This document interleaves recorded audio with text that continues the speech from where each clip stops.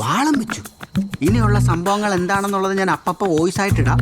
അപ്പോൾ എല്ലാവരും അത് കേട്ടിട്ട് അപ്പം തന്നെ ഡിലീറ്റ് ചെയ്യണം. അപ്പോൾ good night, advance happy new year, happy Christmas. Okay? പട്ടി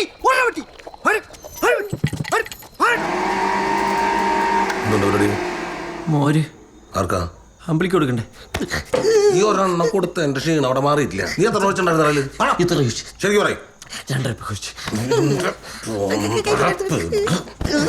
എന്താ നിന്റെ കുഞ്ഞമ്മര മോനില്ലേ ഒരു വെട്ടുള്ള സ്വഭാവത്തിന് കൊടുത്തുള്ളത്. ചാവാഞ്ഞ് നിന്റെ ഭാഗ്യം, മനസ്സിലായ? നീ അമ്പിളിക്ക് ഒരു ഫുൾ ഗ്ലാസ് വെച്ചു കൊടുത്താ. കൈ വിറച്ചു ഒഴിച്ചപ്പം ഏതാണ്ട് ഫുൾ ഗ്ലാസ് വരെ നിന്റെ കൈ വിറച്ച് ഏതാണ്ട്.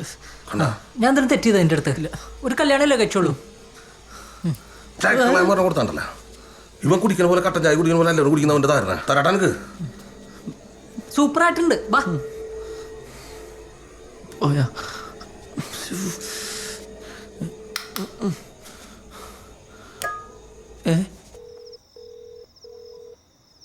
ഉണ്ണി, ഞാൻ വരാറായോ?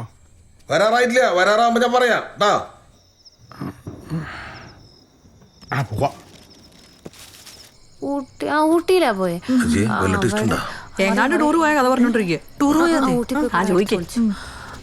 അങ്ങനെ ഞങ്ങള് പിറ്റേന്ന് രാവിലെ തന്നെ ഒരു ഭയങ്കര മഞ്ഞുള്ളൊരു സ്ഥലം ഉണ്ടായിരുന്നു. ആ സ്ഥലത്തോടു കൂടി ഇങ്ങനെ നടന്ന് ആ ഒരു പുഴയുടെ അടുത്തെത്തി. പുഴയിൽ ഒരു ബോട്ടുണ്ടായിരുന്നു. ആ ബോട്ടിൽ കയറി ഞങ്ങൾ ചവിട്ടി.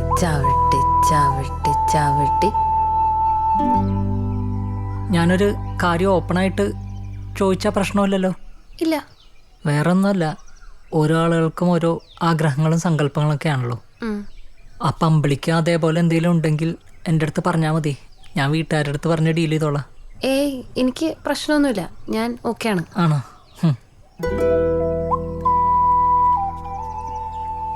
എനിക്ക് നാണം തന്നെ. അമ്പിളിക്ക് വരുന്നുണ്ടോ? Nice smile.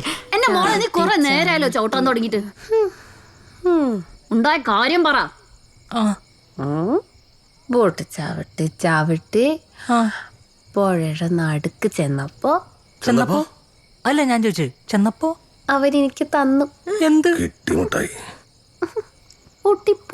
ഊട്ടിപ്പൂവാ? അതെന്ത് പൂ? ഹെലിക്രിസം പ്രാക്ടീറ്റാ. എന്റെ ദൈവമേ. ആരോലെ നീ അവളെ റൂമിലേക്ക് കൊണ്ടുപോയേ. അവള് കുറച്ചു നേരം കിടന്ന് ഉറങ്ങട്ടെ. ബാവളി